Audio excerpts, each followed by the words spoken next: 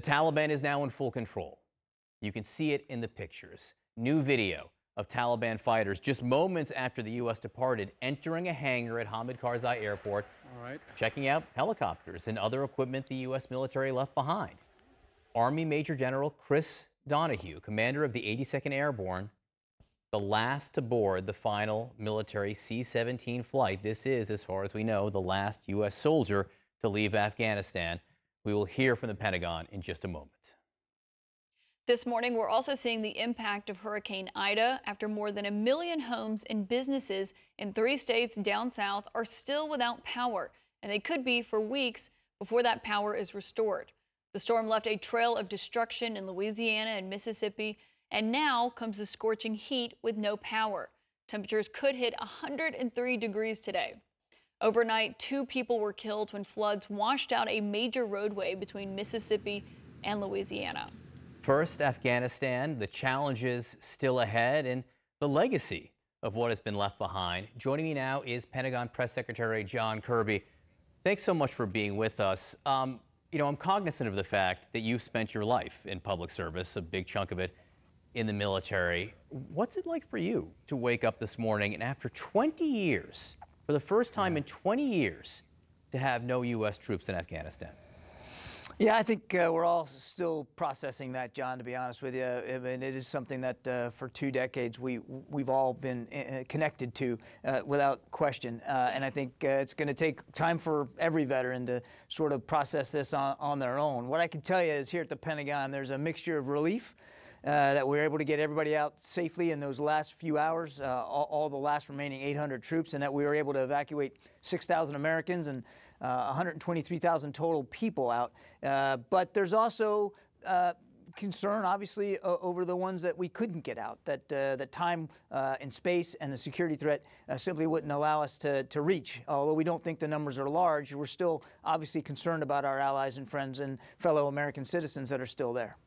And I want to come back to those 100 to 200 American citizens who might still be there in just a moment. First, though, it's a picture that we've been showing this morning from the LA Times of the Taliban walking through a hangar at the Hamid Karzai Airport. Fully armed Taliban looking like they're wearing American gear, carrying what looked to be American guns, looking at American equipment.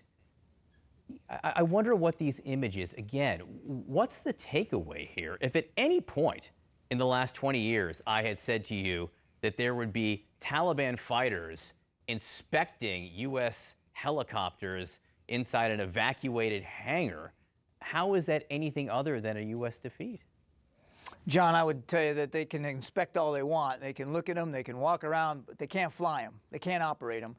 We made sure to demilitarize, to make unusable all the gear that is at the airport, all the aircraft, all the ground vehicles. The only thing that we left operable are a couple of fire trucks and some forklifts so that the airport itself can remain more operational going forward. So I think we're not overly concerned about these images of them walking around. But again, we did everything we could to make sure that equipment couldn't be used by them going forward. And as for the defeat narrative, John, I mean, the historians will write they'll write the chapters here. What I can tell you is that we prevented Afghanistan from ever becoming a safe haven for an attack on the United States again. And in the process, U.S. forces, coalition forces, our NATO allies, and our Afghan partners made a lot of progress in that country. Progress which is now going to be up to the Taliban to see whether they're willing to continue or not. They have made promises, and now the United States government, the international community are going to hold them accountable to those promises. You said prevented an attack on the United States from Afghanistan.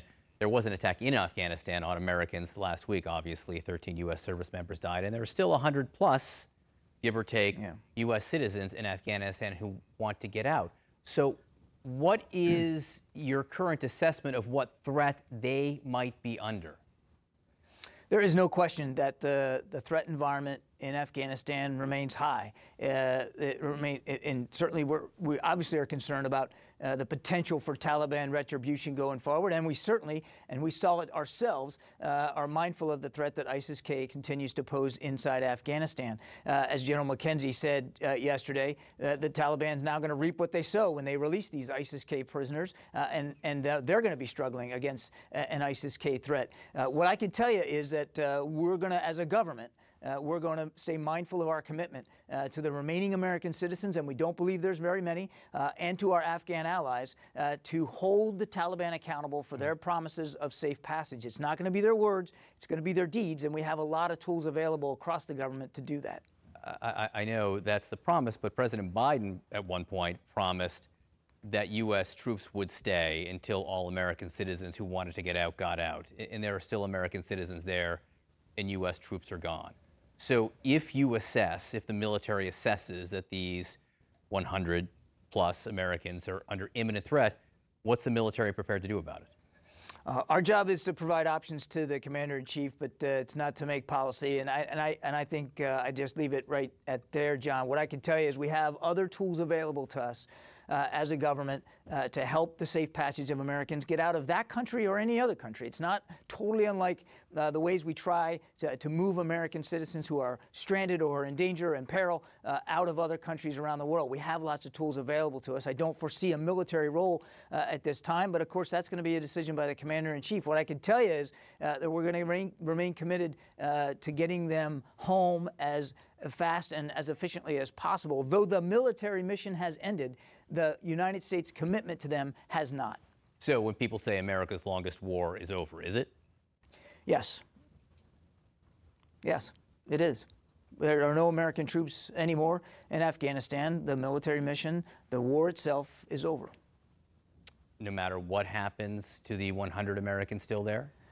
John, I don't want to get into speculating one way or another. We don't see a military role here in helping these last individuals getting out. And obviously our job is to provide the president options, but I don't foresee that that's an option right now that is going to be needed. Again, we're focused on making sure we meet our commitment to them. The other thing, John, that I'd like to add is just remember that 6,000 Americans did get out safely, and 123,000 other people, mostly Afghans, vast majority are Afghans. So we did meet a measure of our promises and our commitments to Americans who wanted to get out and to Afghans who wanted to get out, and I just don't think that that should be overlooked. It's a remarkable achievement. There's no question the number of people who were removed from the country over an incredibly short period of time, it is impressive. There are questions about whether or not it could have begun sooner, correct?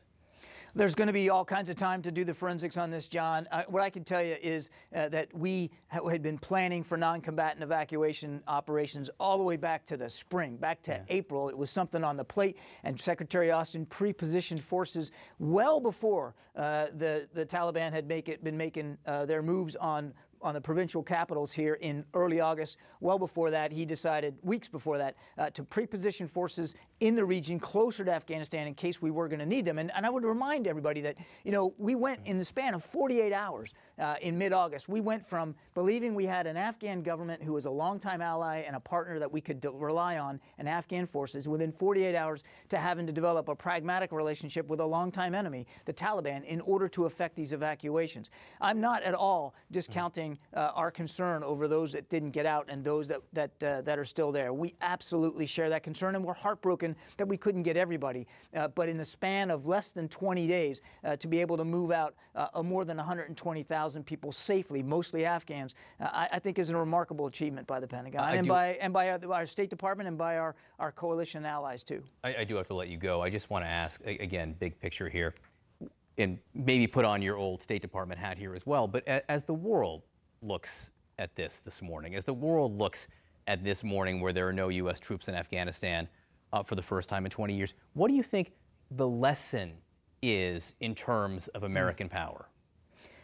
I think I don't know that I'm qualified to answer that question, John. I think there's going to be a lot of time for historians and academics to work their way through that. What I would tell you is that we've learned a lot over the last 20 years, and we've improved a lot of our counterterrorism capabilities, a lot of our intelligence capabilities, and there was progress made in Afghanistan. Now, obviously, it'll be up to the Taliban to see what they do with the progress, but there's been a lot of progress made in the course of 20 years of trying to prevent that place from ever being a safe haven again. We did learn a lot, we accomplished a lot, and now we're going to have to see where it goes forward. What I can tell you is that we're not going to take our eye off the terrorism ball. We're not going to remove the capabilities that we have available to us to protect the American people. All of those capabilities are still available to us, and we'll use them.